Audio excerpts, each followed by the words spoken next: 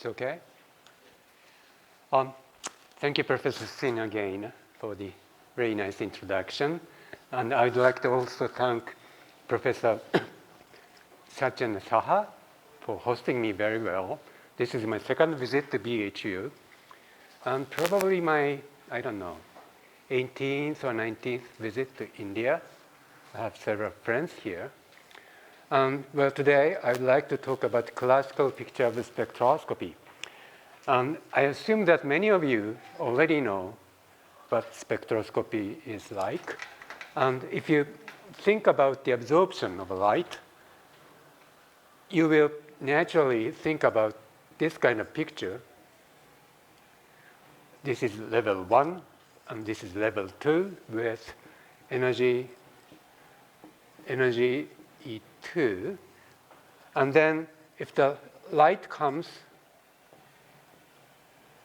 with whose energy is matching the energy difference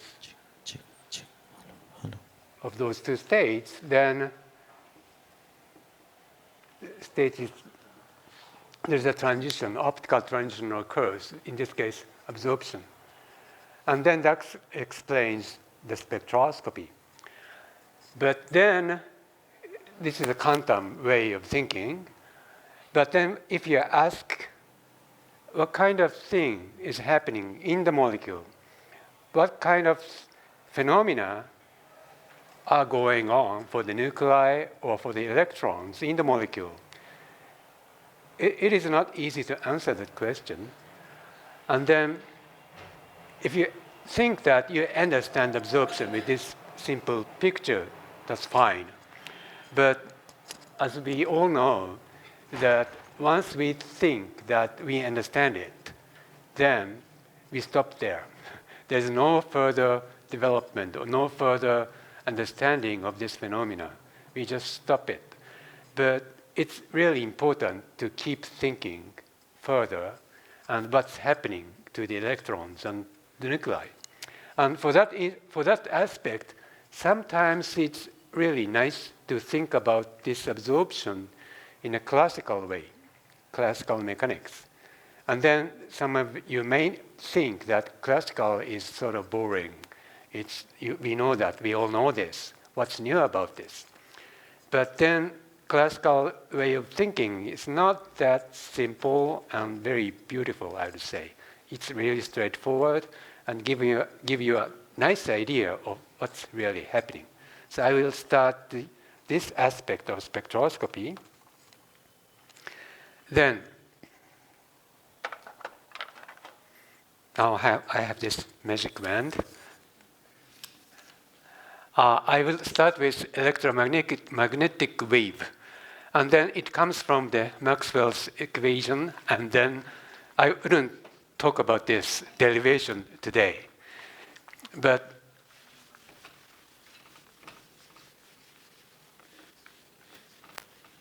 the solution of this Maxwell's equation in vacuum gives you the electromagnetic wave in which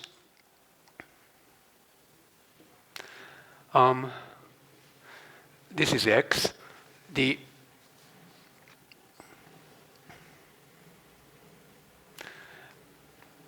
This gives you the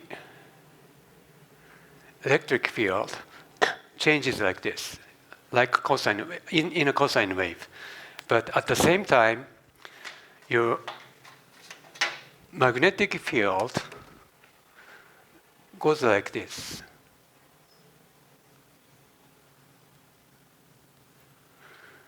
And the polarization of the electric field goes in, if this is perpendicular, magnetic field goes, excuse me, this is wrong, this is like this, goes in parallel.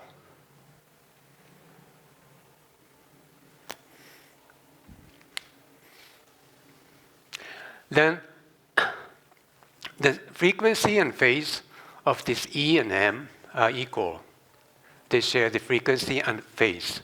So this is, and they travel with the speed of light, c, in vacuum. So this is what electromagnetic wave looks like. And for spectroscopy that I'm talking about today, we only care about the electric field. So we talk about the interaction of electric field and charged particles like electrons and nuclei. I wouldn't say magnetic field is less important. Magnetic field is the main player if you think about NMR. So maybe some of you take NMR in a daily basis, like if you're organic chemist, they do it. For the NMR, M plays a role, not E. But for today's topic, which is optical spectroscopy, E is the thing that we need to think about. Now, here I said electromagnetic field wave originates from a vibrating dipole. So if I'm going to try this. If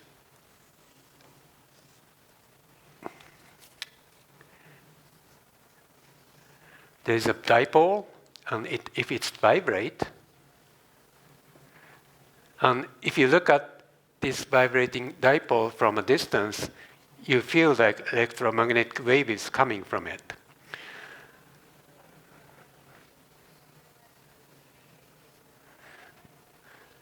So electromagnetic field, you can explain the dipole-dipole interaction with electric magnetic wave. By doing it, you do not have to think about the light origin. If there's an electromagnetic wave, it's common for everything. So you do not really worry about the source of the electromagnetic field. But at the same time, you can also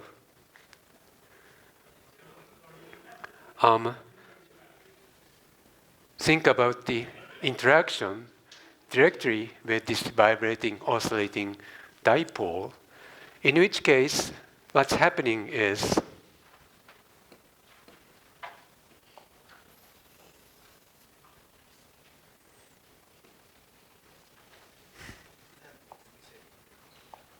thank you. Here. If there's a star at night, and if you're looking at it with your eye,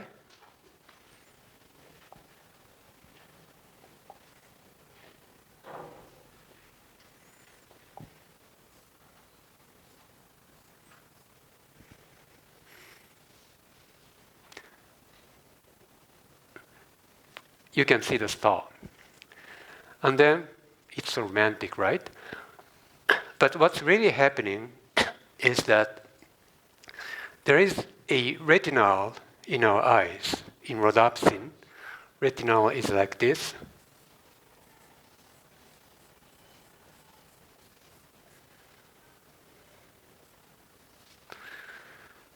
And then there's a pi electron here, which is really movable. And then there's a plasma in a star.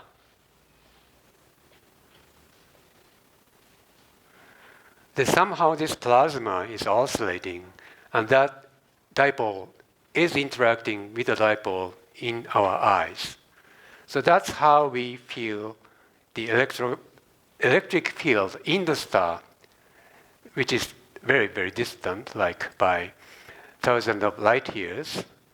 But anyway, we feel like very, very, very distant plasma motion with the pi electrons in our eyes. And that's how we see the stars. And that's but we do not have to worry about this light source and simply think about the electromagnetic wave. That's how we put it.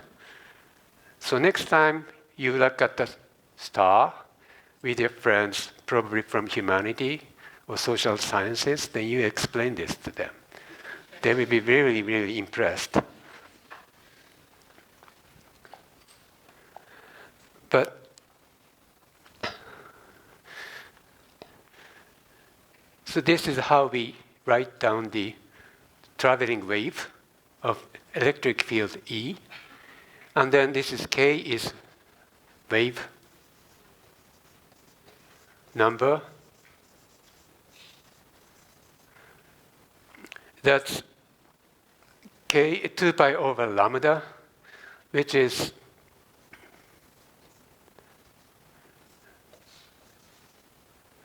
how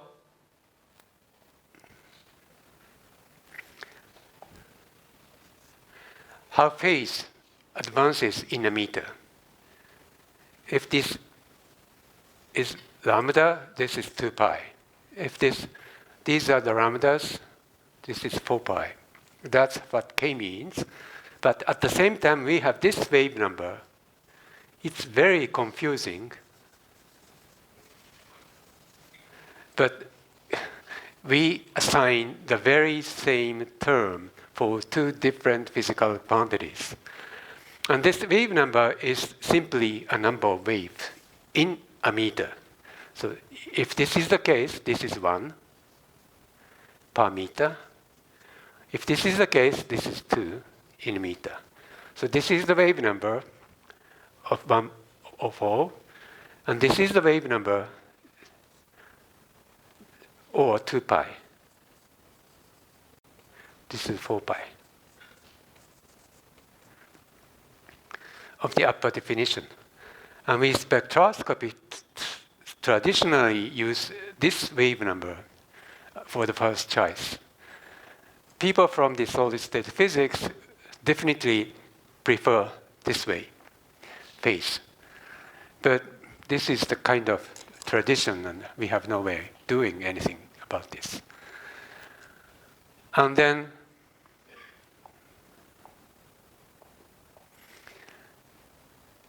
we think about the molecule. Let's say that the dimension or size of the molecule is like, I don't know, 1 to 2 nanometer. If you think about molecules like benzene or naphtha and anthracene, this kind of size, 10 to 20 angstroms. And then if you think about the light, typically this wavelength is like 500 nanometers if you talk about the green light. So light wavelength is like this, and molecule is like this. So among these two, there is a factor of difference by, say, 200 or maybe 500. So more than 500.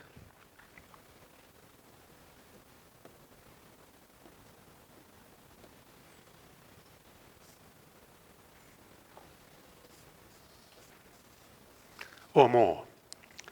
That means if you put this molecule in this scale, molecule is like this, dot. That means even if you are at this end of the molecule or at this end of the molecule, you always feel the very same phase from the electromagnetic field because the molecule is so small compared with the light wavelength. That's why we usually neglect this term, kx. X defines where in the molecule you are. So regardless of the position, this way, this way, this way, this way, this way, this way, it doesn't really matter. Then we end up with this very simple way of modeling electromagnetic wave for spectroscopy. So kx, we forget about this. But there is a situation where you do not you do not say, you can neglect the term kx. You will have to explicitly think about the kx, which is for the crystal or polymer. So crystal and polymer can have the length of 500 nanometer or more. If you get the single crystal, there can be, say, 0.1 micron or several microns. Same for polymers. Then, if your single crystals goes like this, it does depend on the position in the crystal, what kind of phase you feel. So in case of for those samples, you do have to think about this. But for small molecules that I'm talking about today, you neglect it. And then just cosine omega t is a term you need to worry about.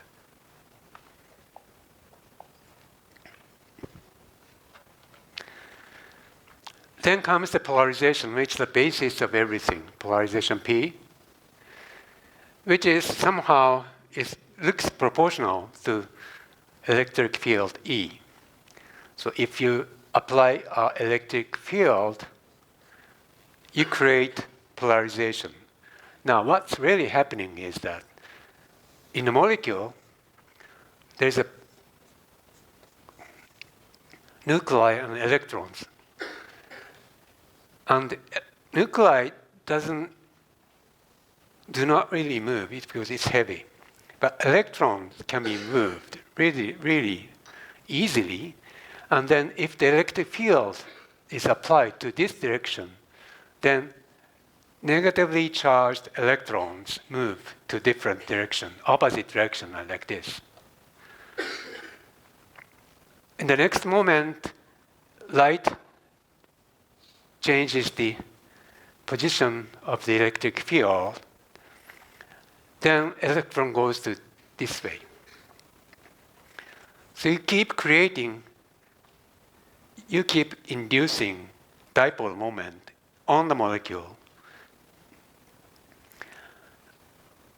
like this and this. This is, and the amplitude of the induced dipole moment is somewhat proportional to the amplitude of the electric field in a linear spectroscopy. For the nonlinear spectroscopy, which is getting really popular since the 80s, it doesn't have to be proportional, and you have other terms.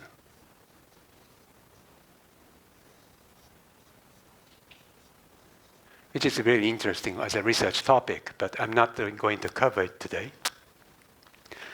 So it is like proportional. If you double the electric field, you double the dipole moment. But the tricky thing is,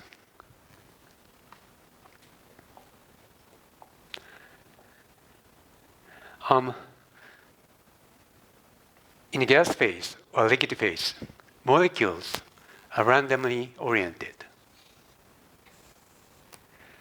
And if you apply an electric field to this direction, maybe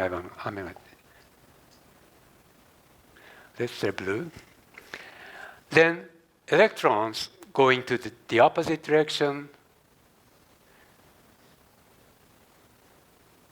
nucleus is here. So you create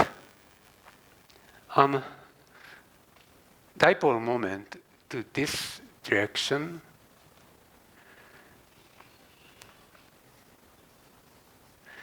which is not parallel with the E vector. So vector E and vector mu in this case doesn't have to be parallel, not necessarily.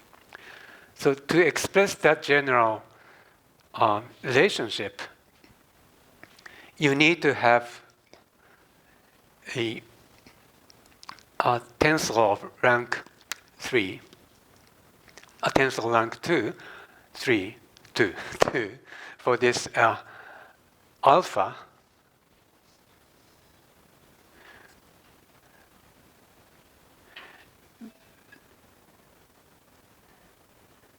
which is polarizability, molecular polarizability.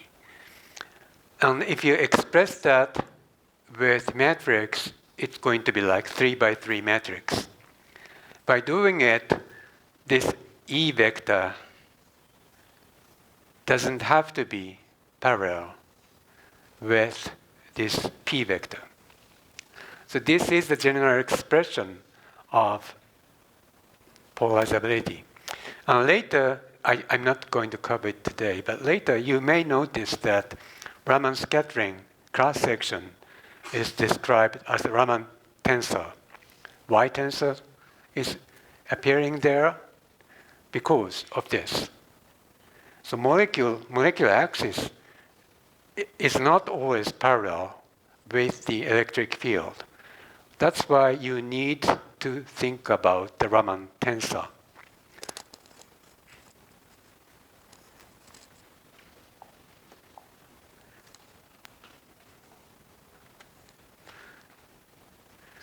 This is dipole moment. This is it in general case with more than, say, 2 particles are involved. This is position vector. This is charge, and sum for I. This is the dipole moment.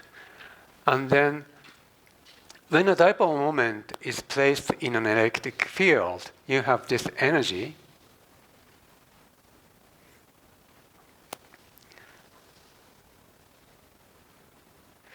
As I said, if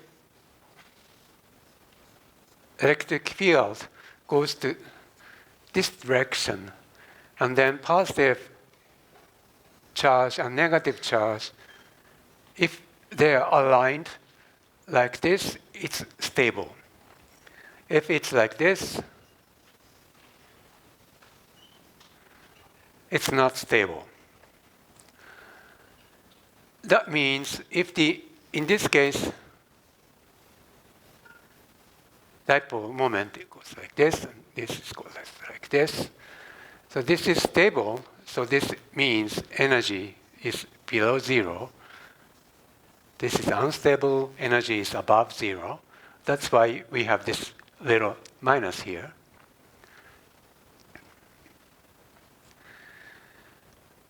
Then E oscillates like this for the light. Then if you put this one here,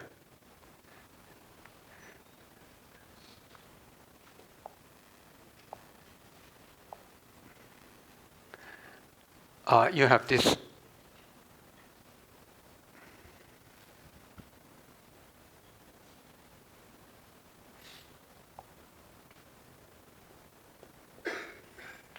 anyway, you have this one. So this is V. That's the energy of a dipole to which light electric field is applied. Ah, thank you very much. Thank you. Then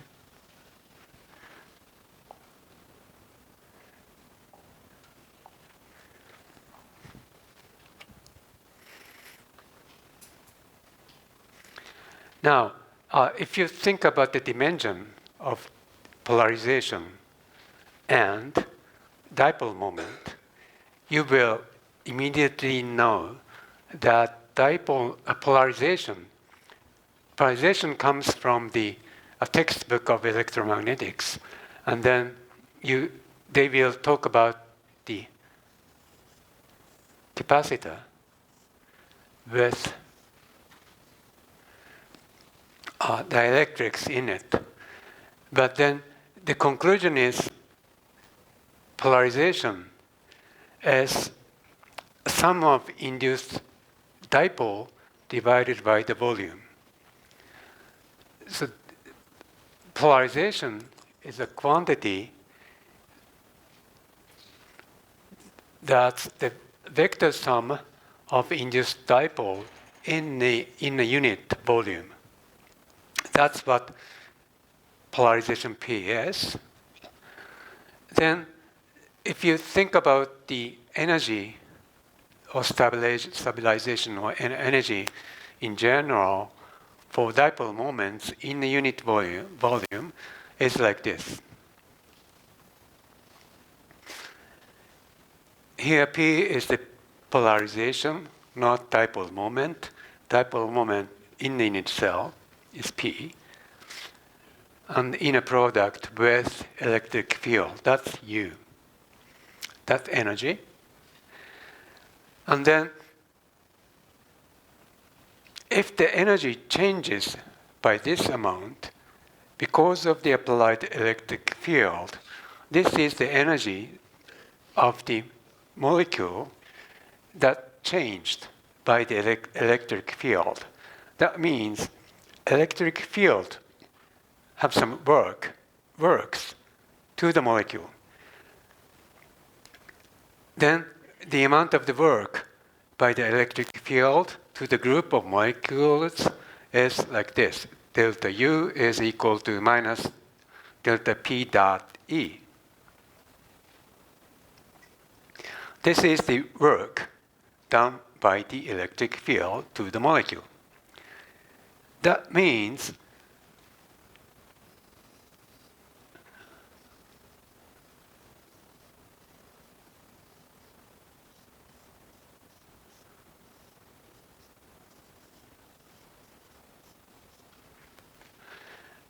electric field worked for a molecule. That means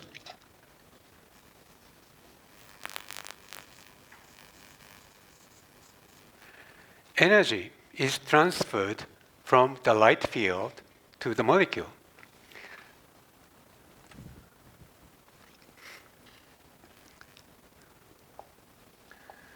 And later we know that this is the energy transfer from the light field to the molecule.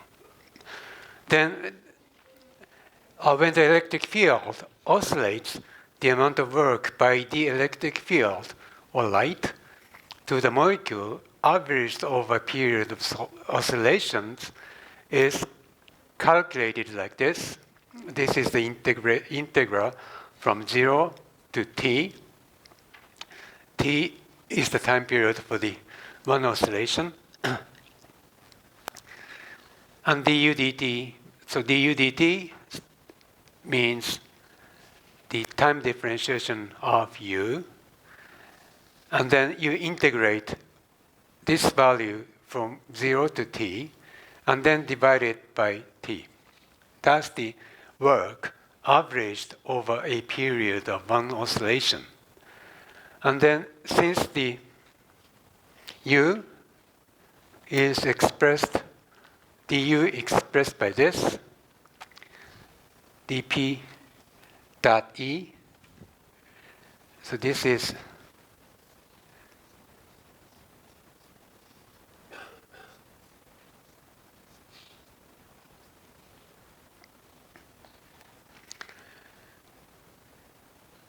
this integral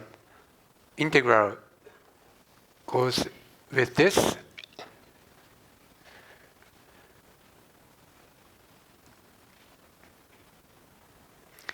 And then,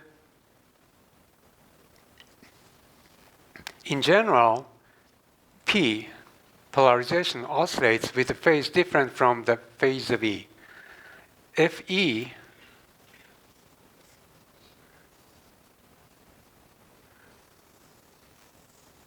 goes like this,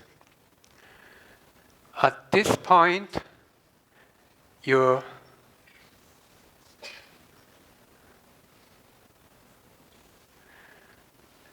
negative charge electrons feels the strongest force downwards, and positive charge feels the strongest force upwards.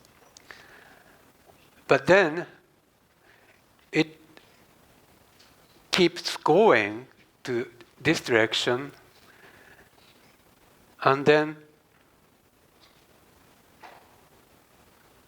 keep going and going and going until here they do not feel force anymore because electric field is 0. And then suddenly the force changes the direction and then it starts shrinking.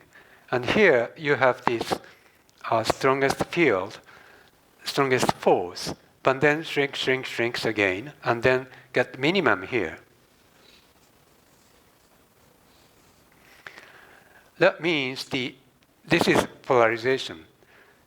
Phase of the polarization is different from the phase of the electric field. It's delayed.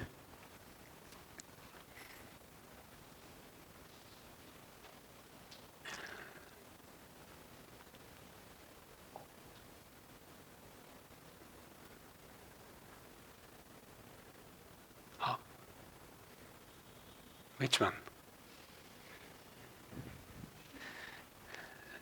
So the P has maxima here, and then goes like this. So there is a difference of phase by pi over 2. And then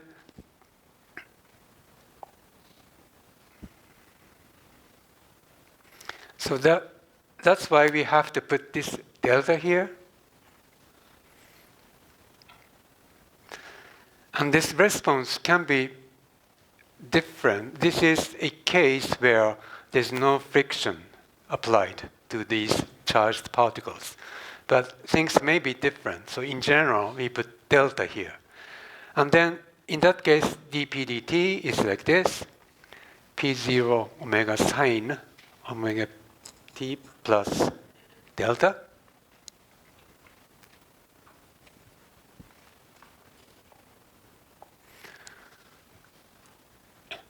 Then after this calculation of trigonometric function, then you have this.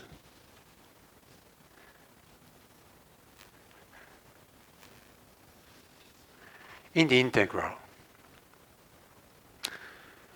And then if you try to calculate or estimate this term, which is this term, you have the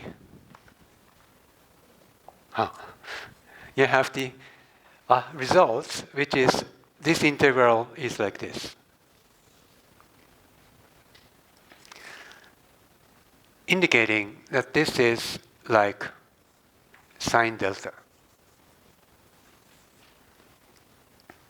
Delta is the phase difference between E and P.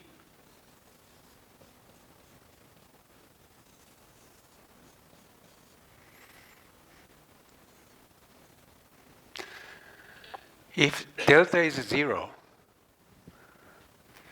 there is no work.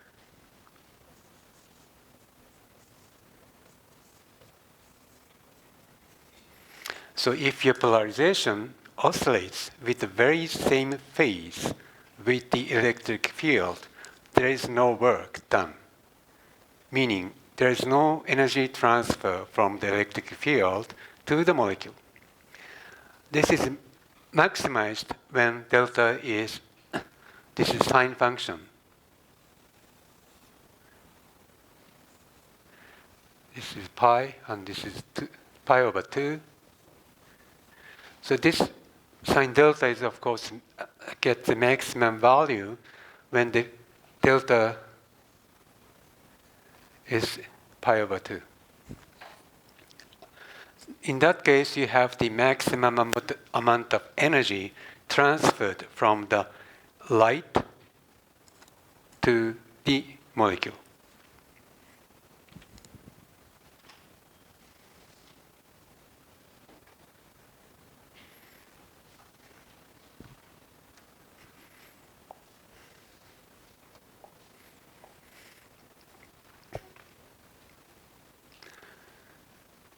So when electric field works for a molecule and loses its energy, the energy is transferred to the molecule, as I said.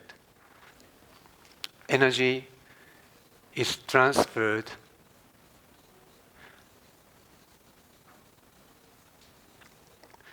to the molecule. That's how we understand the absorption. Light is absorbed by the molecule. So this is how we put it in a classical way, why absorption occurs.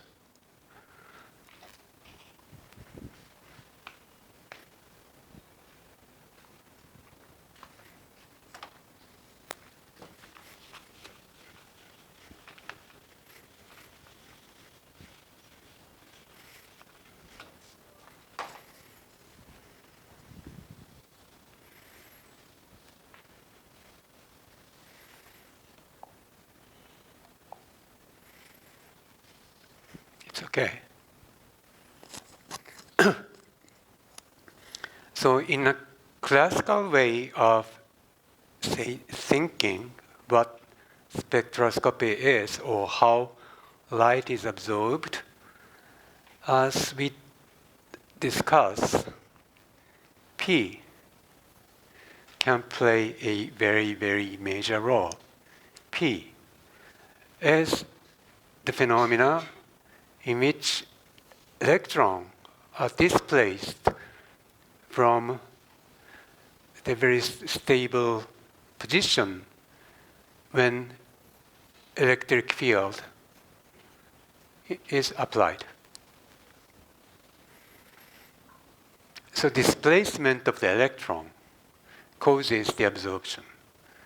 But displacement have to occur delayed by phase difference.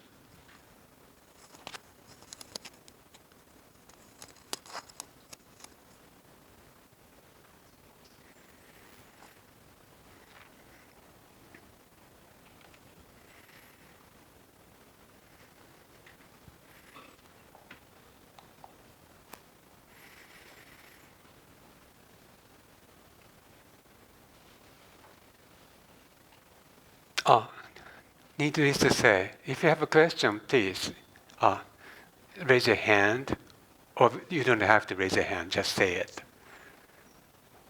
It's free. I'm going back to Tokyo tomorrow. So after tomorrow, it's rather tedious to ask questions for you.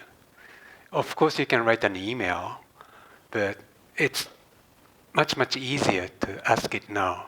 If you have a question, please.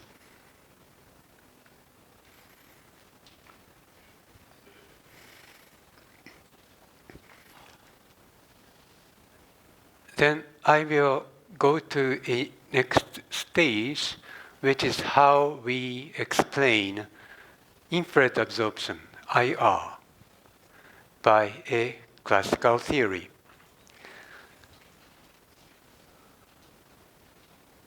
Again, we decide not to use this scheme or solving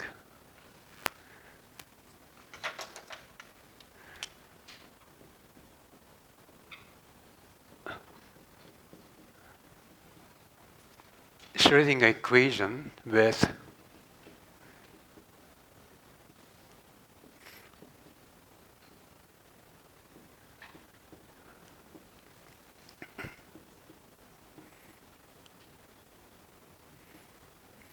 harmonic oscillator. We do not use it. Of course, if you do it, you can have a fairly nice results explaining maybe everything for the infrared absorption. But we try not to use it today. Of course, it doesn't mean you don't need to learn quantum mechanics. You do have to do it. Quantum is rather cool. But what I'm talking is, if you use classical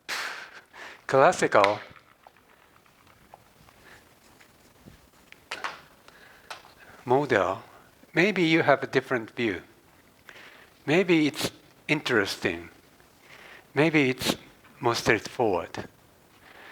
Then here, we've been talking about dipole, induced dipole, and then we think that the dipole of a molecule changes by the molecular vibration.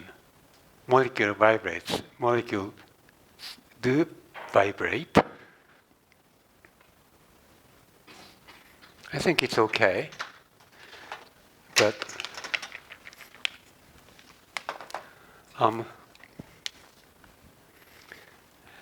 it's again a classical mechanics. Oh, I have to stand there. Thank you.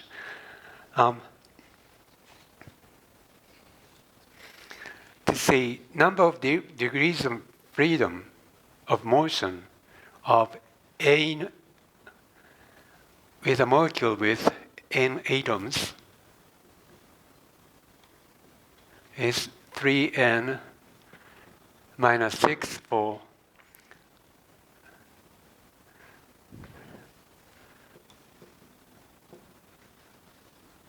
nonlinear molecule and 3n minus 5 for linear molecule.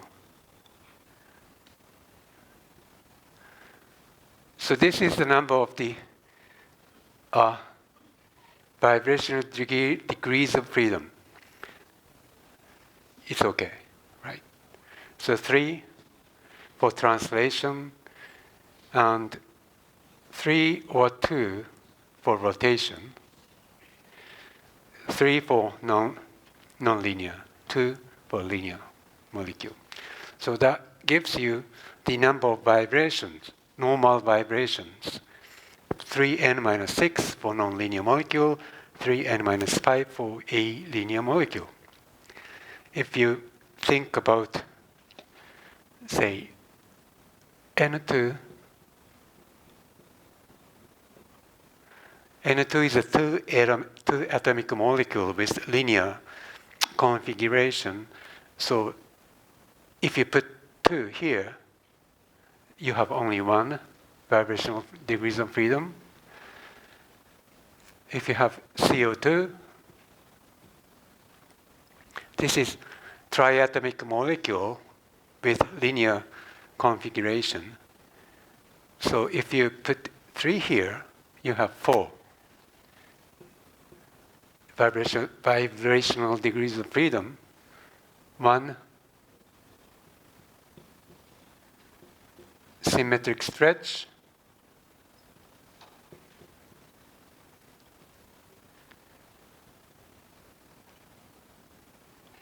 2 antisymmetric stretch,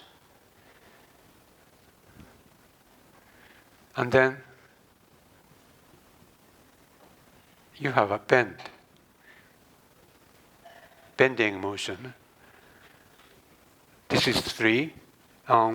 What's the last one? Do you know this?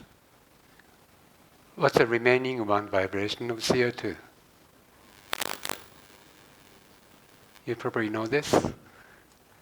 This is, again, bending.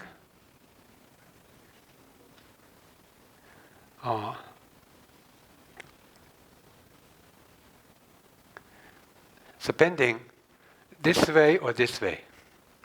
It's the same frequency, degenerate. So this is CO2, 4, and H2O,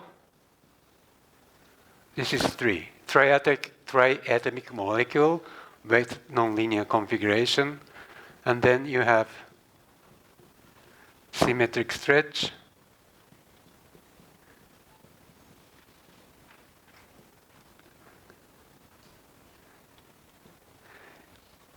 antisymmetric stretch, and bend, 3.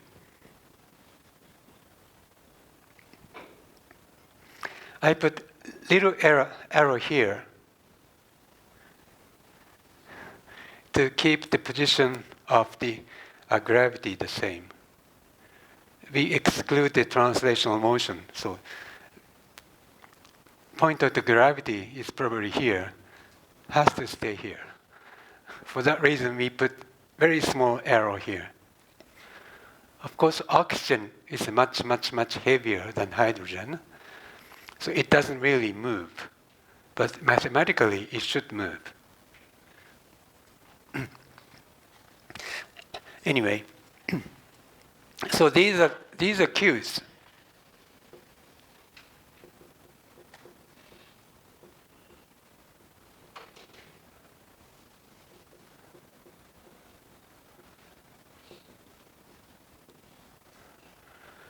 These are the vibrational coordinates, which we represent by Q.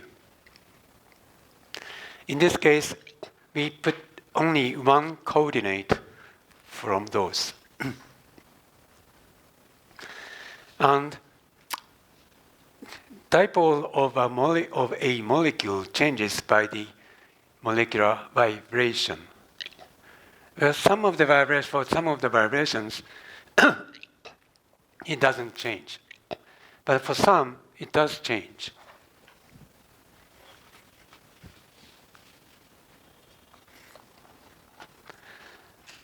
So if you think about CO, this is delta plus, this is delta minus.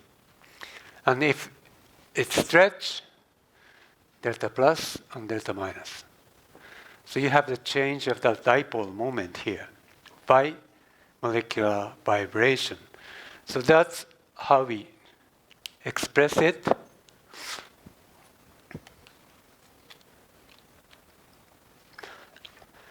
Mu of T is equal to mu 0, which is the permanent dipole, plus nu 1, which is time dependent. And time dependent part is expressed like this.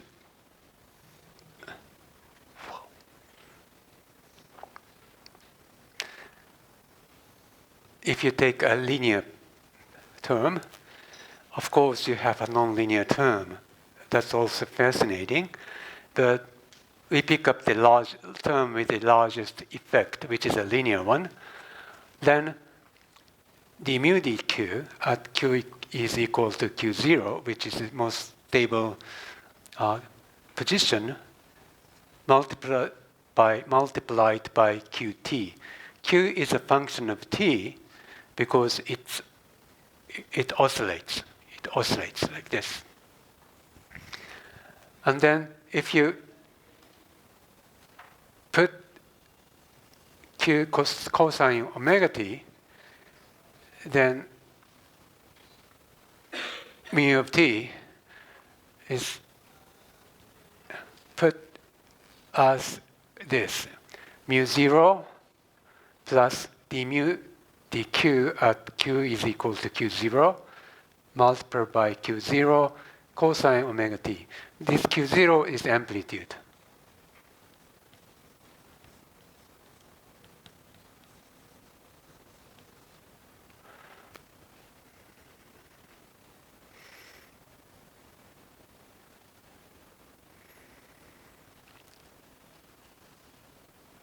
So this is how our dipole moment is modulated or oscillates by molecular vibration. We start from this oscillating dipole and then try to figure out the infrared absorption. So as I say it here, classical model of Lorentz oscillator explains IR absorption effectively and beautifully. It depends if you feel it beautiful or not, but this is how I feel it.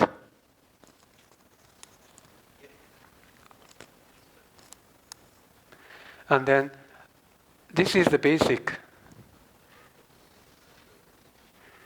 equation, which is a classical equation of motion.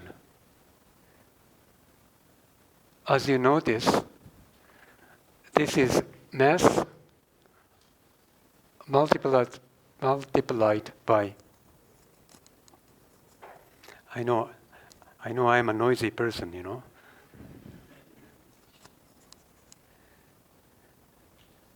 Mass multiplied by acceleration, d2r dt2.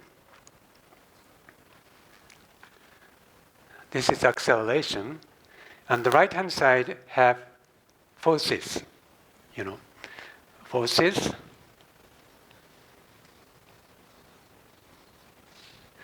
three forces.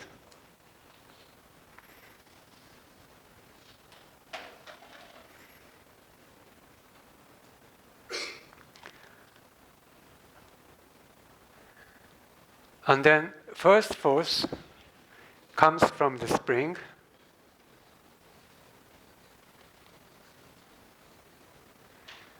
Omega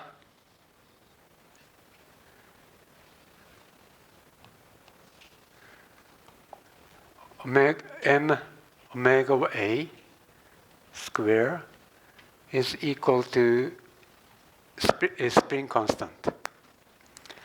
So we always do it when we solve the equation of motion for a spring harmonic oscillator.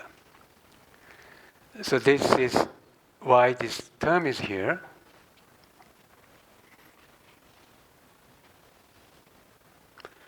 The second term here,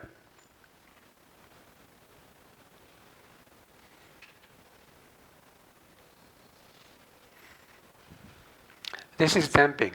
Damping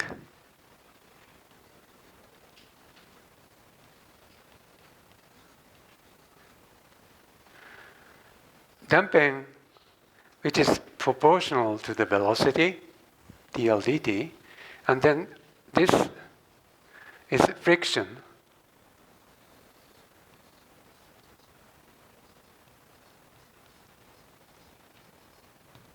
Friction. So friction constant. So friction, of course, is proportional to the velocity. So this is damping of the oscillation caused by the friction from the media surrounding you. And the last term, this is driving force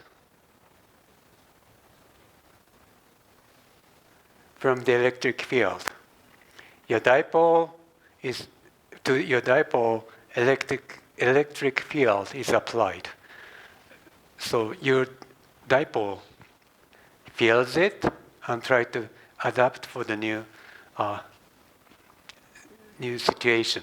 That's the force applied by the external electric field. And then this is the equation of motion that we need to think about. So as you understand, we are thinking about a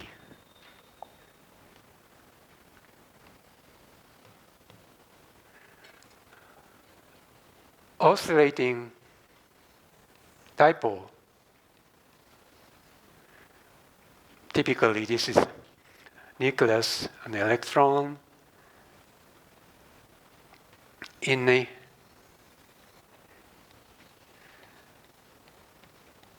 oscillating external electric field, which is the light, irradiating light from outside. Then this has the spring constant K, spring, try to accommodate the oscillating electric field. And then, but surrounding is not vacuum. You're within a media where they might be your fellow molecule surrounding you. And then these fellows, friends, enemies,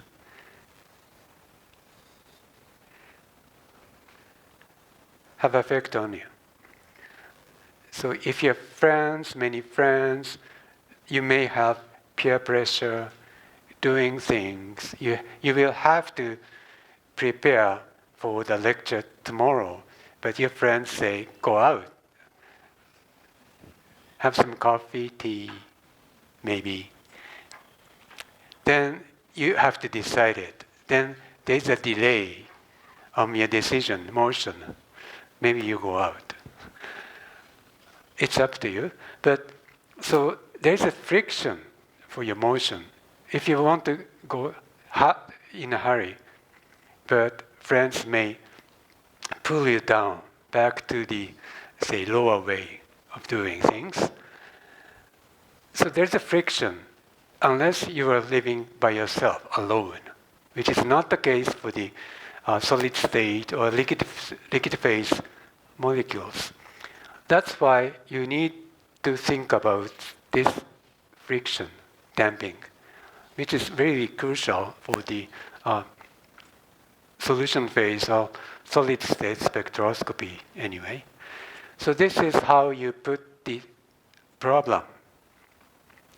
Infrared absorption of a molecule or substance material in the solid state or in the liquid state.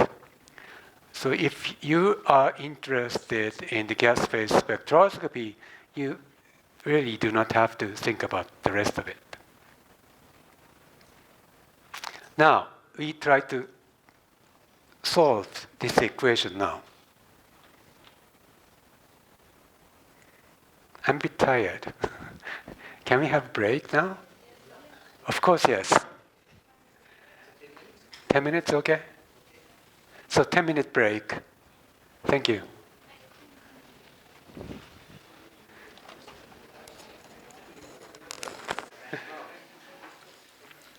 Where's my magic wand? Yes, thank you.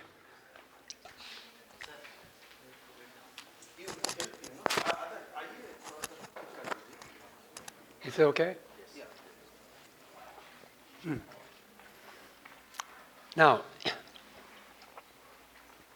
Now we have this classical equation of motion to start with. This one.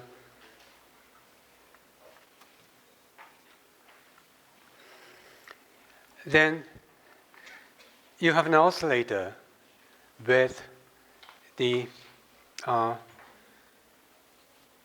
eigenfrequency omega A in an electric field that also oscillates with omega. So naturally, if you remember the, say, class of mechanics, maybe in your freshman year, you learned about forced oscillator. This is how we use it, where we use it. And then, so if this E, electric field, oscillates with omega,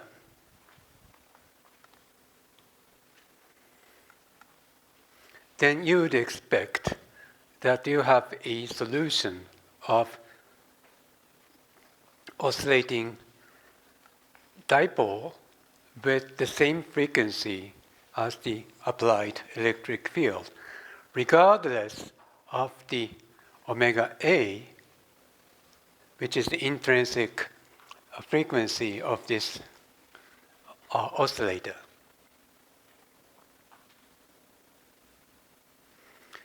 Then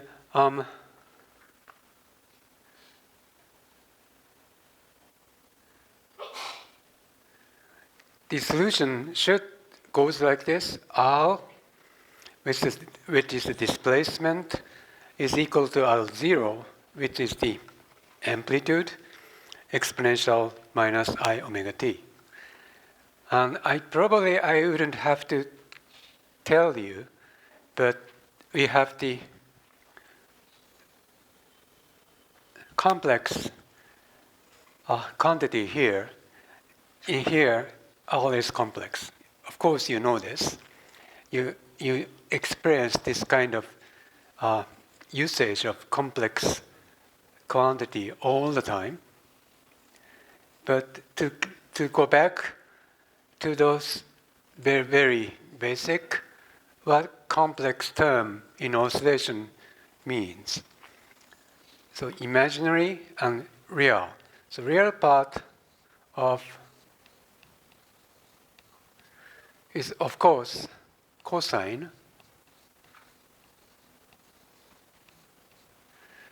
But imaginary part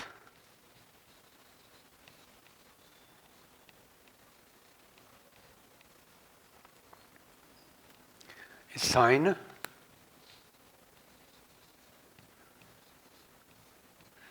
We know this. But what really matters here is there's a phase difference by 2 over pi.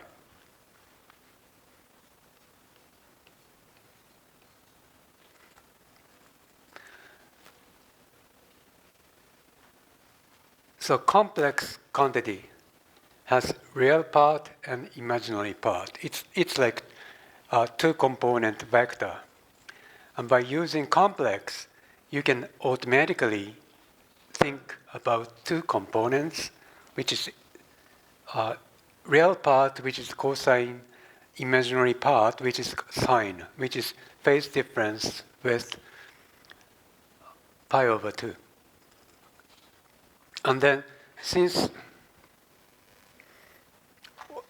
or you can put it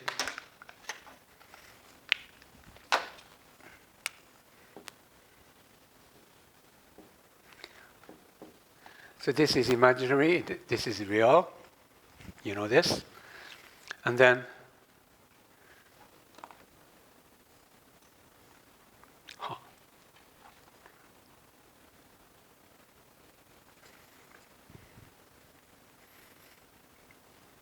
if you have something like this,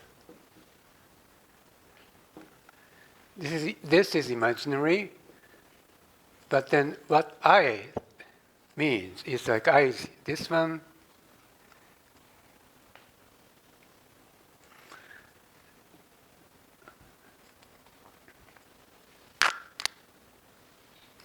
which means exponential. This is what I is.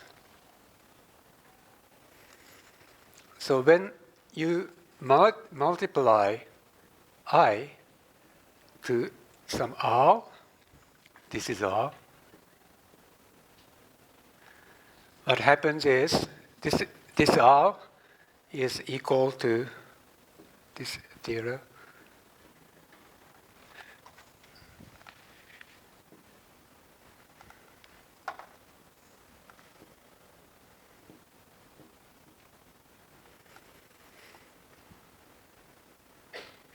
So if you multiply I to R, is you multiply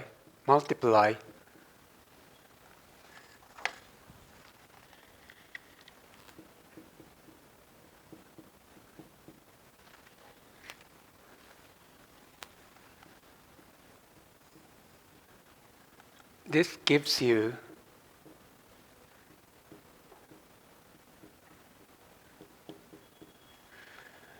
so by multiplying I, you change the phase of this complex by pi over 2. This is what I means. And of course, by putting R, which is a position vector, which is the real thing, you do not expect for R to have imaginary part. If this distance is like 30 centimeters, it's 30 centimeters, real number. You do not measure the distance and say, well, this distance is 30 plus 10I centimeters. It's nonsense. The observable quantity is always real. So why do you use complex for R? It's nonsense. So we use R, we use I, complex, for the real quantity because it's convenient. It's convenient to calculate. At the end, we always remember to take a real part of R as a final result. Or you add complex conjugate. So in some of the textbook, it says plus CC. That means at the end, you need to take the real part of your results calculation because everything is real in the real world. Imaginary is only there for your perception because your calculation is easier. Otherwise, you will have to use cosine and sine everywhere and then do the trick with trigonal functions, which you may be good, but I'm not. So we always try to use this expression for the ease of the calculation and take the real part at the end.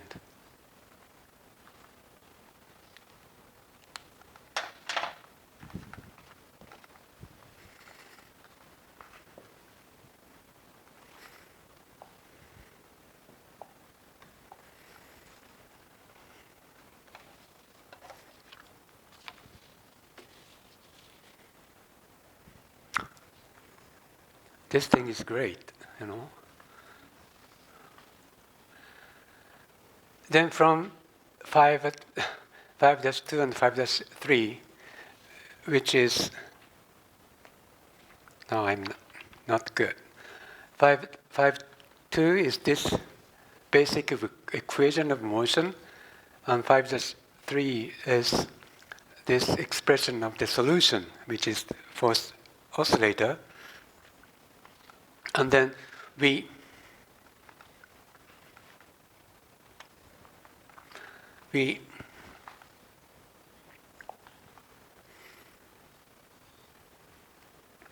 substitute this R into all here, all here, all here, everywhere. Uh-oh.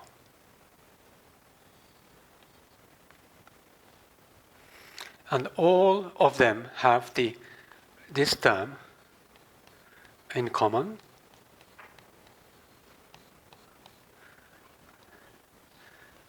Of course, you differentiate this one here, but you still have this term. So all three of them have this one in common, and this one also have this term in common because this is defined with this E0 exponential minus I omega t here. So at the end, every single term appearing in this 5-2 have this exponential term. So we can really cancel this term from those after substituting this. And then for this first term, you have second order differentiation that gives you minus omega square.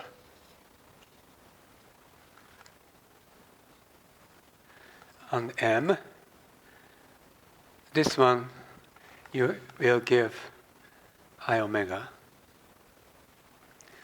by differentiating with t. This one nothing, this one nothing. And then couldn't call.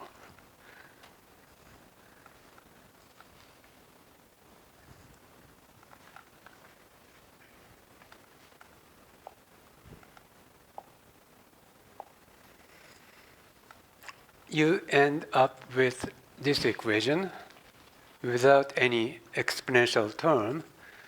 This is the term of left-hand side, minus m omega square r0 is equal to minus m omega a square r0, which comes from the spring force. Then mi omega gamma r0, which comes from the damping force. And then comes this delta F E0 that comes from the driving force, from the external electric field. And then this directly gives you the answer, R0, simply by simple deformation. And this is the answer of the basic equation of motion. And then this is R0, and you put this R0 here. This was supposed to be the solution of forced oscillator. And then we now know the amplitude, which is this one, the big one. And then you multiply this R0 by exponential minus I omega t.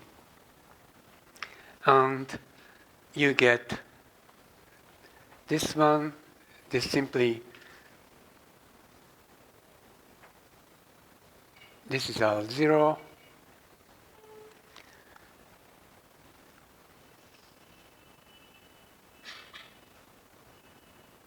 This is rather backward, but if you, because this is E, you can also write like this.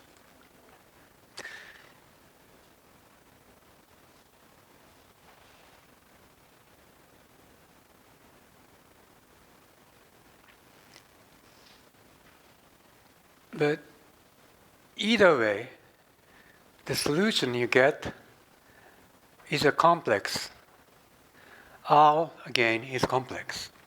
Complex means you have the component of R which changes with the very same phase with the external field, but at the same time, you have a component represented by the imaginary part which has a different phase difference by pi over 2, with the applied external electric field.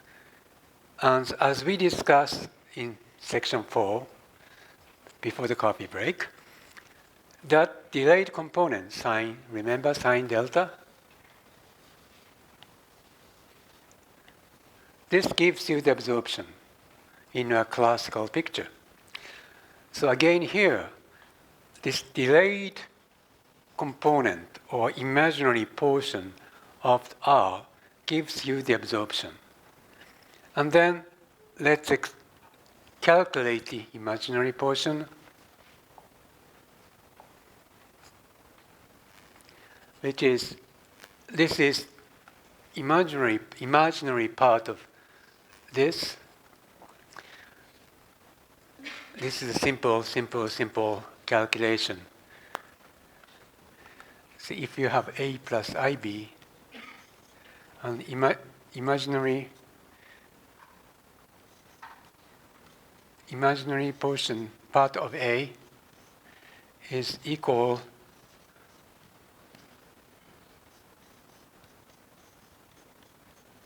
right? This is how we put it. It's okay.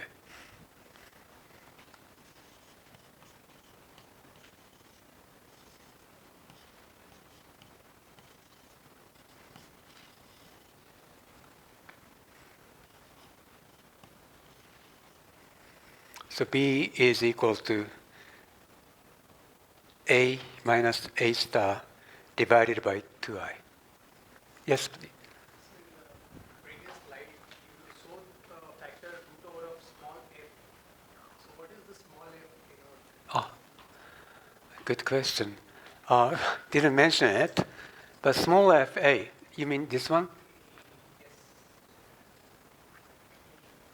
We, It comes from the last slide itself, right? The small f root over. all of a sudden, we introduce it. And then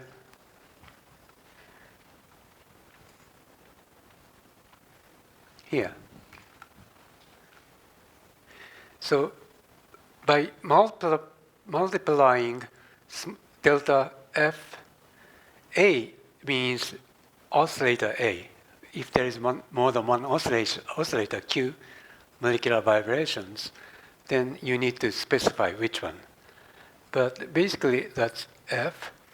And then F, by multiplying this square root of F to E,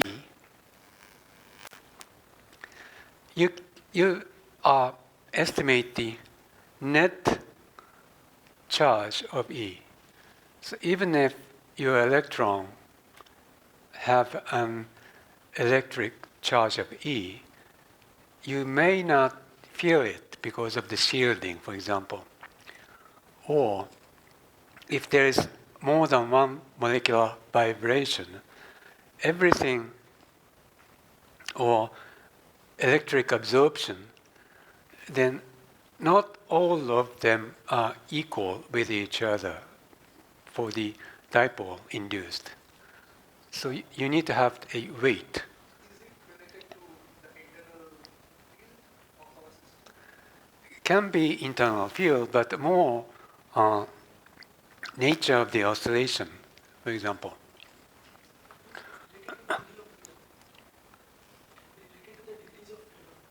Degrees of freedom, in a sense, yes. But this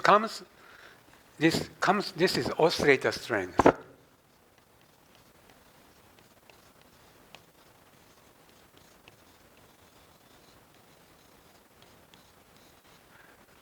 Oscillator strength, and this is more common for the electronic absorption spectra. So in the electronic absorption spectra, for example, pi star absorption is very strong compared with n pi star absorption. And then that means the distribution of the electron is distribution of weight or function of the electron is different depending on the nature of the electronic state involved for the transition. So for pi star transition, this F is large. N pi star transition, F is small. It's on. The transition is not allowed.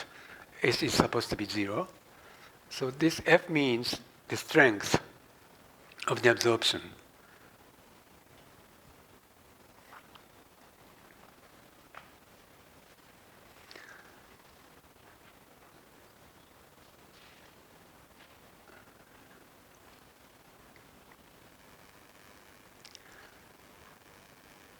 And then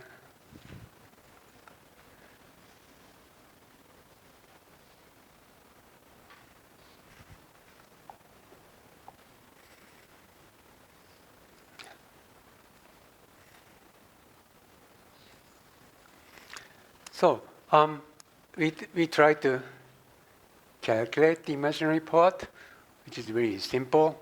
This is complex conjugate divided, say, original, this one minus its complex conjugate. This is different.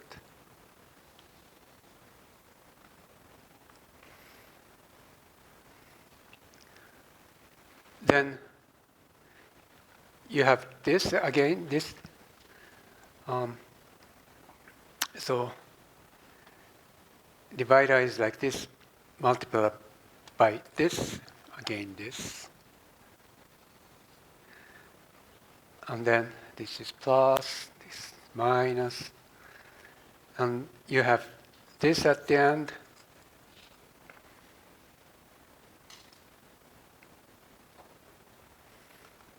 This squared and this squared. And for the upper part, this is cancelled.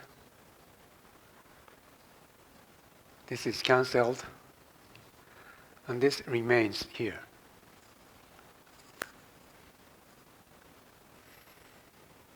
And the answer is this one, which is the imaginary part. Straightforward. Then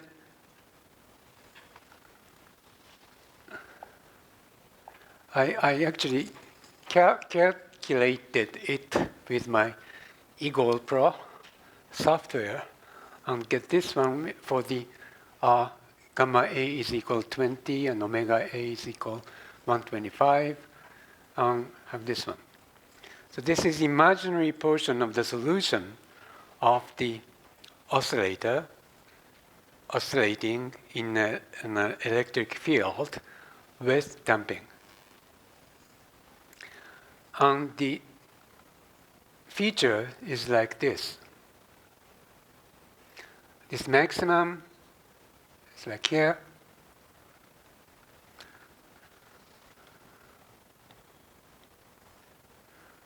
Which is 124.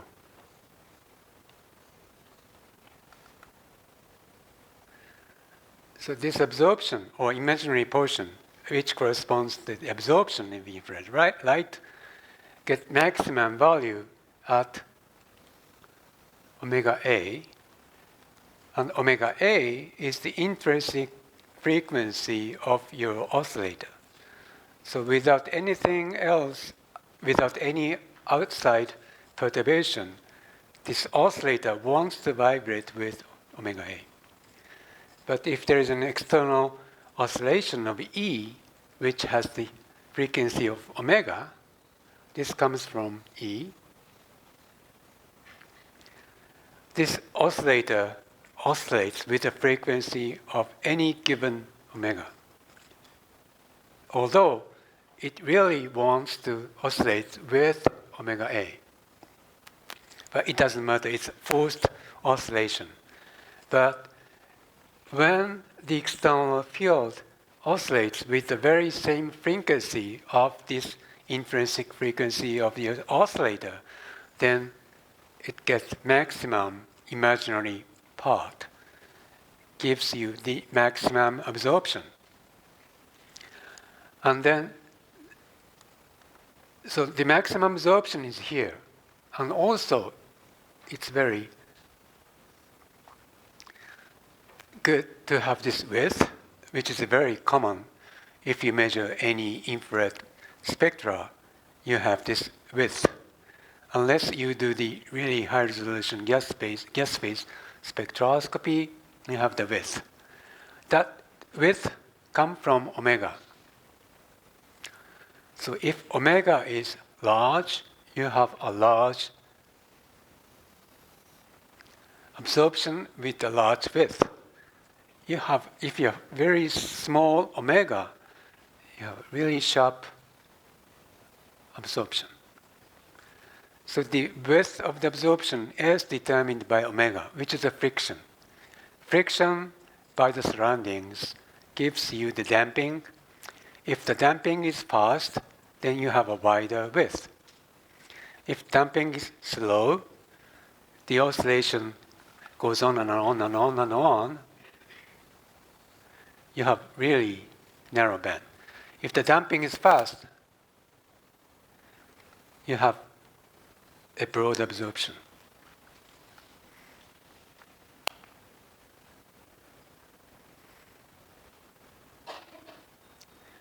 You can explain it by this, see, Fourier transform, Wagner-Khinchin theorem. Or you may want to discuss it with the uncertainty principle of time and energy, delta T, delta E.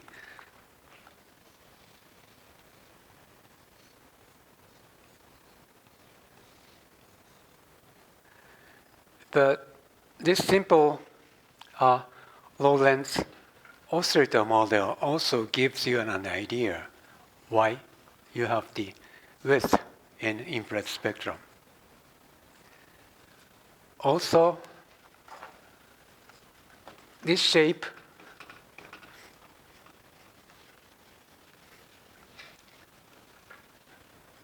may remind you of the Lorentz function, Lorentzian function.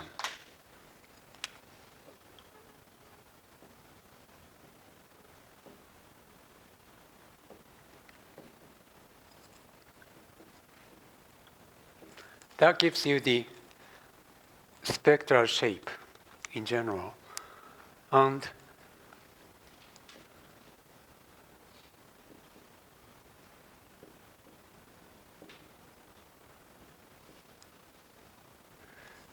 this gamma is a damping factor again.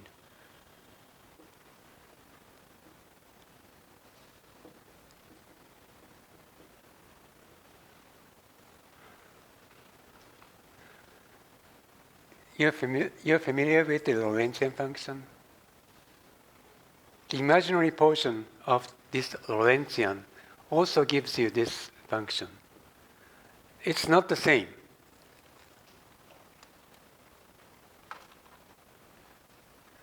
It's not the same. This is different from this. You have omega here as well for the Lorentzian model of infrared absorption. But Lorentzian function, it's confusing, but there's a simple Lorentzian function and Gaussian function. Lorentzian function, it doesn't have omega here. But that gives you a very similar shape of the absorption, imaginary part of this. What's interesting is this imaginary part of Lorentzian function is equal to L star complex conjugate multiplied by L itself. If you know that, it is. If you haven't heard of it, just try to calculate it and you will get it very easily. But this is a very famous Lorentzian function. And this is different from this Lorentzian function, but gives you a very similar width. With this is actually gamma. This is omega 0. This is omega. If you're not familiar with this Lorentzian function, it's better to think about this when you try to interpret the spectral band shape.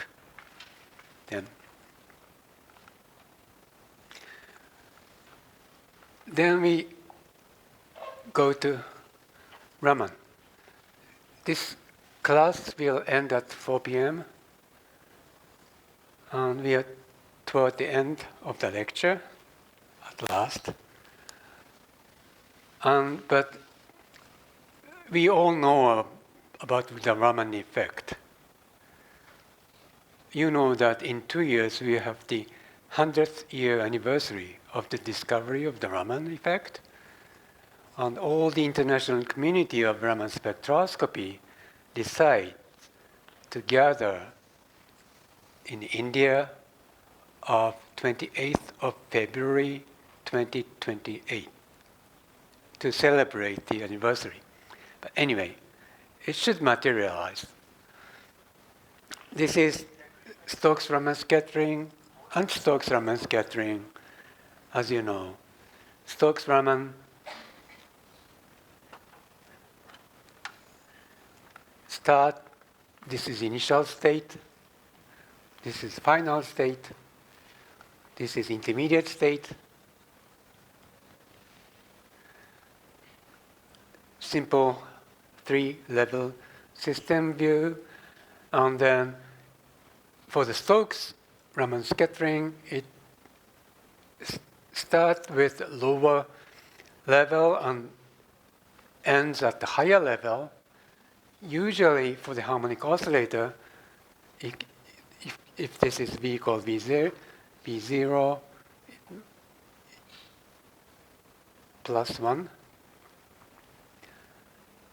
because for the harmonic oscillator, selection rules tells you that the difference of the vibrational quantum number should be 1 for Raman.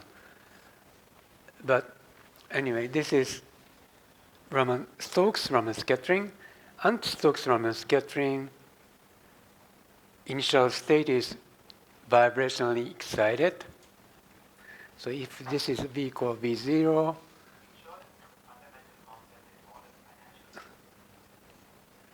our final state is V0 minus 1.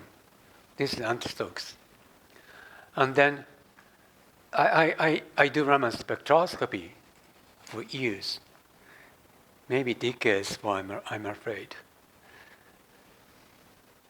And then you too. We aged person have been doing Raman for many, many years. But anyway, so one thing about the Stokes-Raman is that this amount of energy is given to the molecule. Light loses the energy by this amount and gives it to the molecule. So this is a real spectroscopy, not real, but active spectroscopy.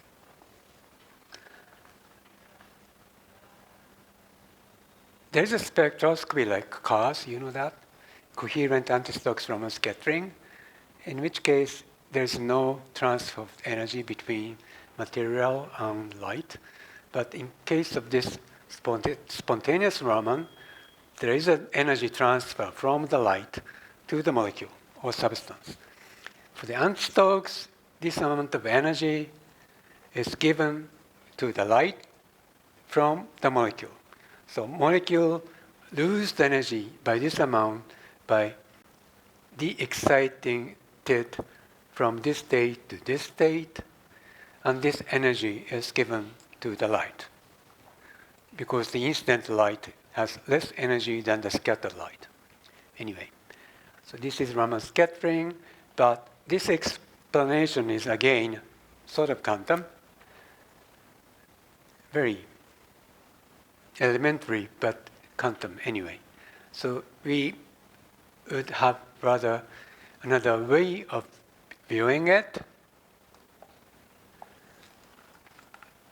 which is of course classical.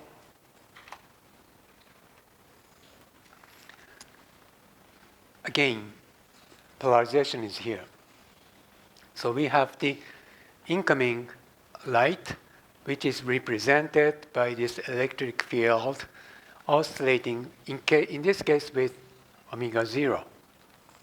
This is incoming light, H nu 0 or H omega 0.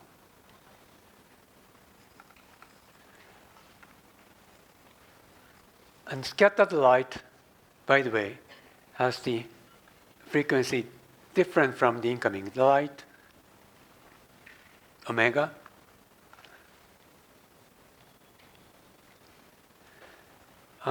This light induced the polarization again here in the molecule because the electron can move rather easily.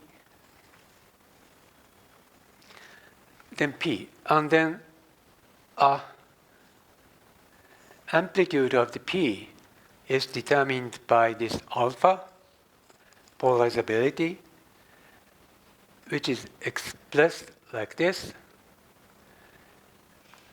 P is equal to alpha E. E is the external electric field, light. So light. Then this light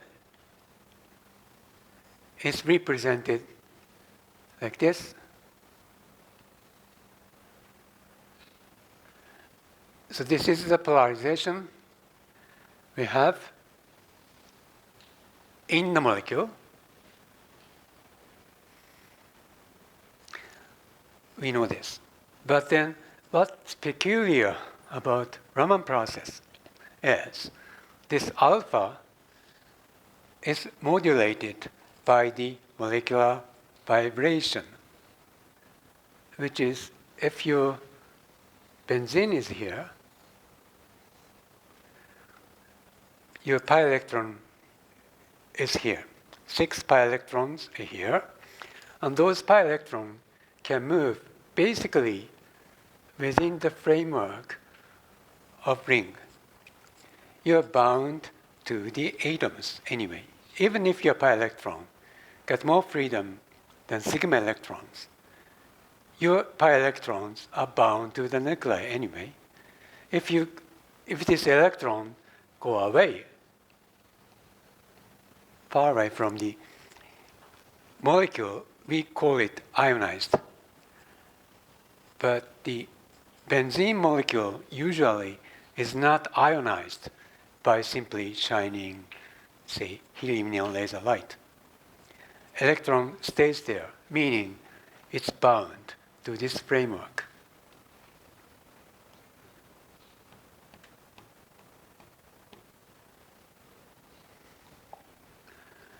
Then, what I said is, this molecule vibrates.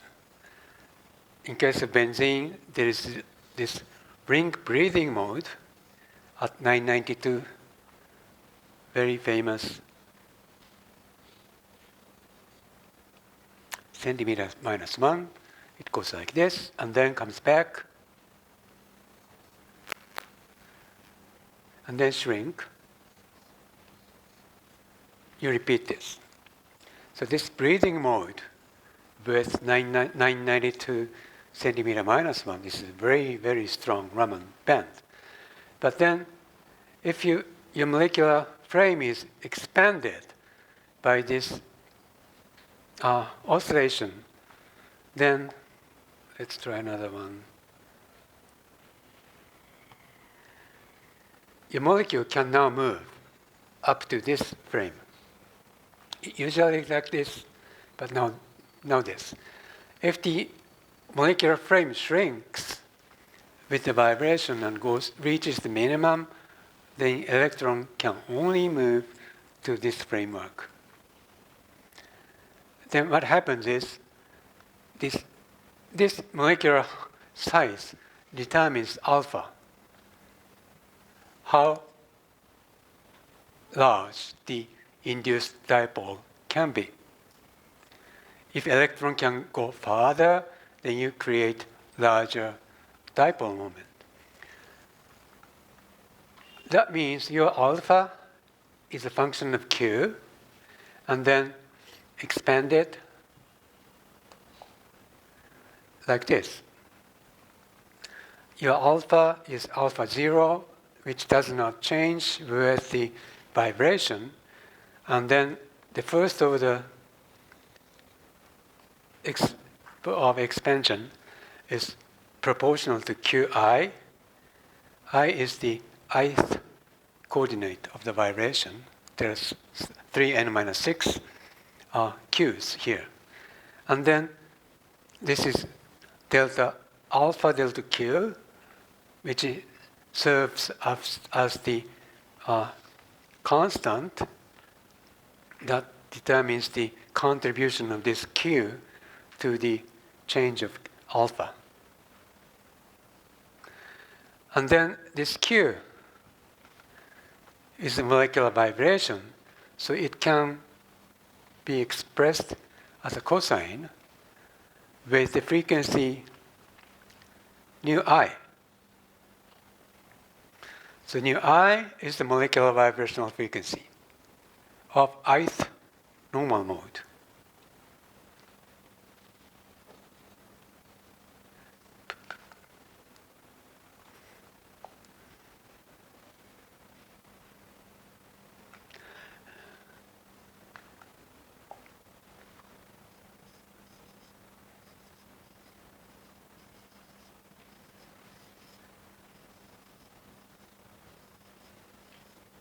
Ith normal mode. So there are two frequencies appearing here. Nu I is the frequency of the vibrational normal mode.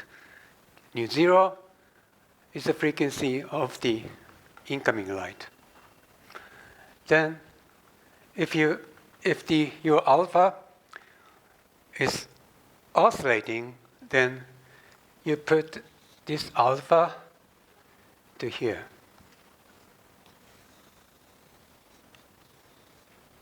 And see what happens. And then that gives you this cosine multiplied by this cosine, right?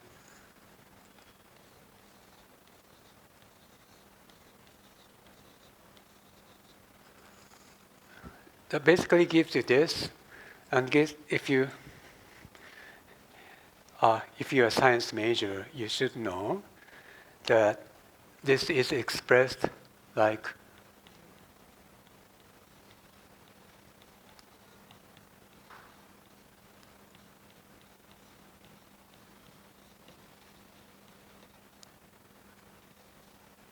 am I right?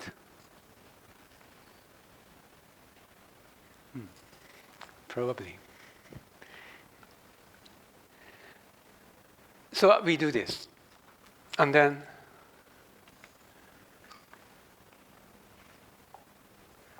the answer is this. So we have this alpha of Q that and goes like this, these three terms, quite mathematically. So this alpha minus beta term is here, alpha plus beta term is here. And then we call this unchanged frequency component as Rayleigh scattering. And then this minus component is Stokes-Roman scattering. And then plus component for anti-Stokes-Roman scattering. So that's how we put it. Experimentally, it's obvious. We observe Rayleigh scattering, Stokes-Raman scattering, and anti-Stokes-Raman scattering. And with a classical model, you understand this phenomena by modulating the induced dipole, doubly modulated by incoming electric field and molecular vibration. And because those are two different frequencies, you have the minus component and plus component appearing. And then if you put it in a graphical way, this is like this. This is how we explain it. You have the incoming light with frequency omega 0 or nu 0. That gives you the very same frequency of polarization P. P with the frequency nu 0. Phase may be different, but the same frequency. But then your molecule starts to vibrate. So this molecular framework may go like this, enlarge or shrink. You repeat it. Then this alpha changes. Alpha changes means, in reality, that the molecular frame where electron can move, change. Then what happens is this. This is a simple numerical calculation, and then this gives you this beating pattern of the amplitude. This is what's happening for your molecule when the molecule is vibrating, and at the same time it is electric field irradiated by the electric field of light. And then if you Fourier transform it, then you have this. This is again numerical results. of the frequency component of this modulated beating amplitude wave. That gives you the central frequency, which is really scattering, which is carrying frequency basic. But you have two satellite bands, which is anti-Stokes and Stokes. So everything is explained by this beating or modulation, doubly modulated induced dipole in your molecule. So this is how we explain the Raman effect in a really classical way. And this is it. So, well, thank you for listening, and if you have any question. No? Schematic diagram for this process from ground state to virtual state. Can you put it? Yes. Yeah. So in virtual state, why you show 3 states or something? Oh, this one? This was, my technique was poor. Didn't intend to do this. It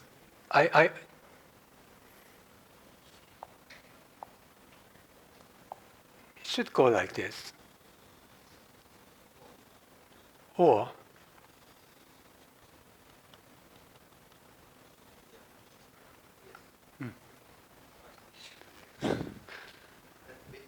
U-shape you made straight line like this. I didn't intend to do this. Yes? Final slide, there were similar peaks for Stokes and anti-Stokes. Mm. But in Stokes, the resulting frequency is in the different direction. In Stokes, there is a rise, and anti-Stokes there is a Excuse me?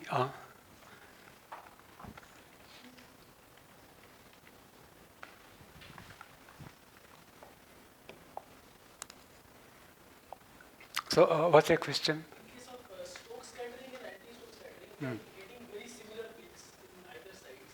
The peaks are more or less same. So there are opposite changes in frequency during Stokes and anti-Stokes. In one case, the resulting frequency is increasing. In another case, the resulting frequency is decreasing. So how are we getting similar magnitude peaks?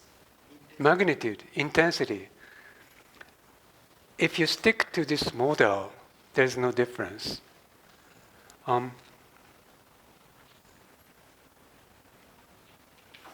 So this is the result. This is cosine, Q1 0, same.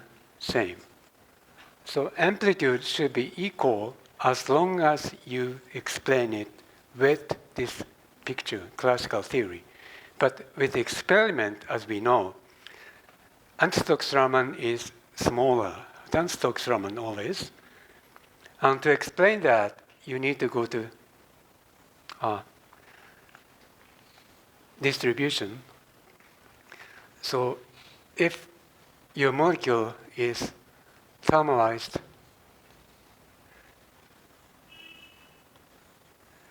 with the bath of T, temperature T, then you would expect a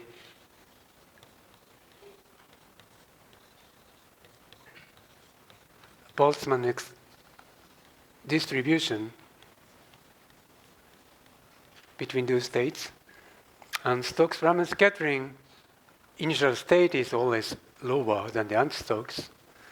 So Stokes-Raman scattering always have the larger population than the anti-Stokes-Raman scattering, and the difference gets larger and larger if this delta A becomes large. That's how you have the really small Raman scattering from a Raman band with a larger Raman shift. And since KT is like 200 wave number for 300 Kelvin, the Raman shift, if your Raman shift is more than several hundred wave numbers, then your antistocks should be really, really small.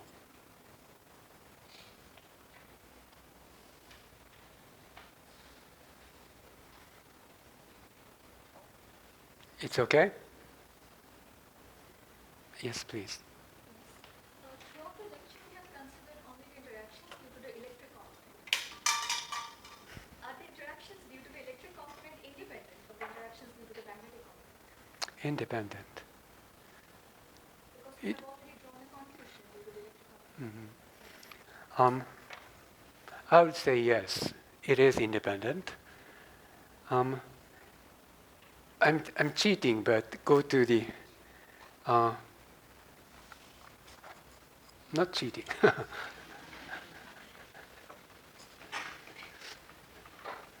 I always talked about the interaction of E and electric dipole. For the magnetic field, you think about the magnetic dipole moment. So like the circling of electrons, that gives you the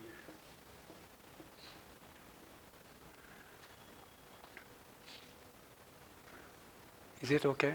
This way? This way.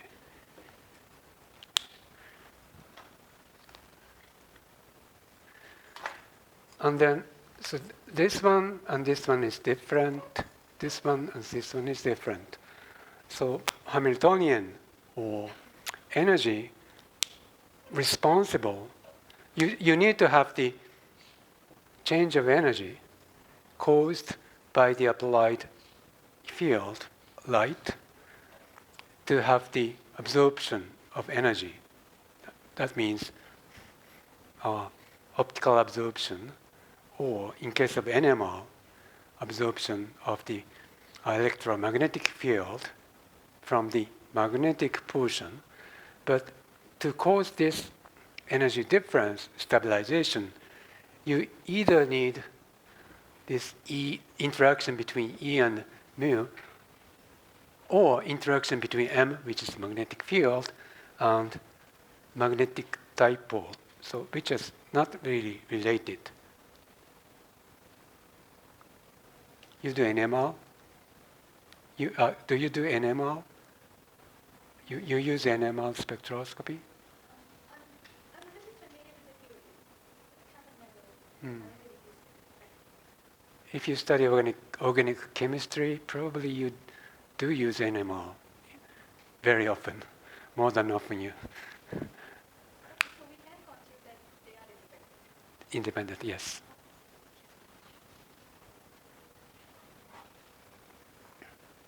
It's okay? Okay, thank you very much.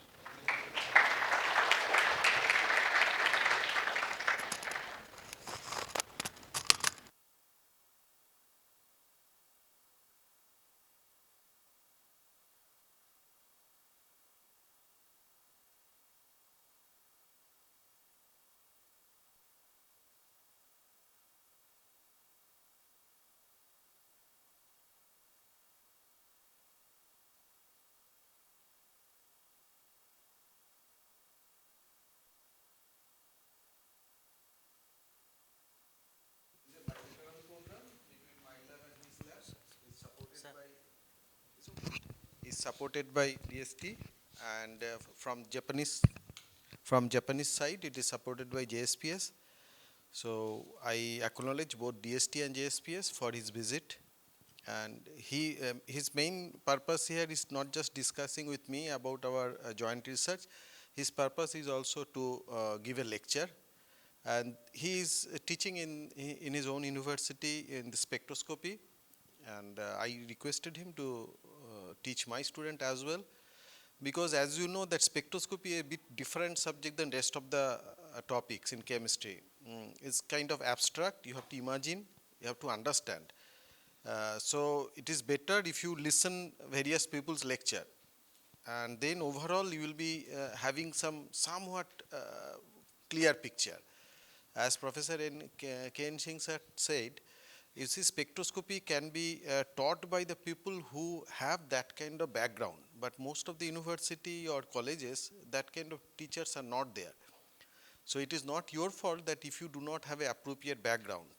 So these people, they have that appropriate background because and very fascinating is that they have the theoretical background and they have the experimental background too, because they do experiment in spectroscopy. But when you listen their lecture, you feel like they are theoretician because their knowledge is in such a depth. And I know that in which depth they do the experiment. So he is actually experimental chemist, but you feel like he is a theoretician. And I must acknowledge that I did not allow him to speak anything of his own research topic. And that's a punishment for a scientist, because scientists always willing to speak of their research, because that is something like having a gravity. Here is almost everything is established. Many people, whoever teacher is there, oh, this isn't there in that book. So not many scientists are willing to teach you. So this is a punishment I have given my senior. He is my senior. So with respect, I have given this punishment.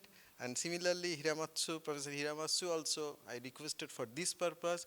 And every time I request with a hope that you have, after this, you have somewhat clear idea about this spectroscopy. Remember, this should not be the end. This should be the beginning. You should try to understand based on his lecture, based on the class that we teach. So I am really happy that he has taught in a very manner that we really need. He did not taught in his level, so that would have been, most of the students would not have been benefited. So it's big help for all of you, and so we must give him a big thanks. So let us give him a big thank. Thank you, Iwata-san. So since this lecture is for you, so you should show a appreciation by giving a few momentum. One of you come here and give him this. Come, any of you? Or you ask questions, so you come and give him. So Iwata-san from the students and as well from the department. Take a photo.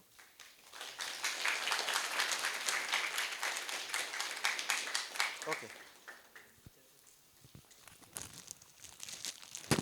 And this is a, this is a shawl.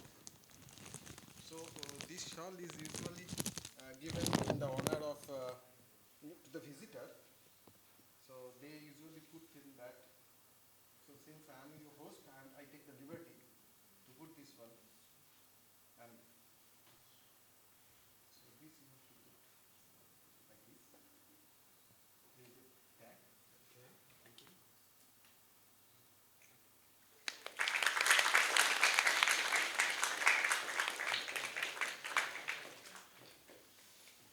News program says it's snowing in Tokyo today. Oh, thank you very much. So Ankit is now working with Professor Iwata as a JSPS postdoctoral fellowship. And I repeat, I just quote his sentence yesterday evening dinner. You said he is excellent. He said that he is doing really excellent. Something like really excellent. So he's a kind of proud. You say your own, he's from UP only. And because he has done his PhD with Professor Hamaguchi, he got the training, master with Hamaguchi, and then PhD with Hamaguchi and Hendrik, and then postdoc. So he is now working up to his satisfaction. And he is extremely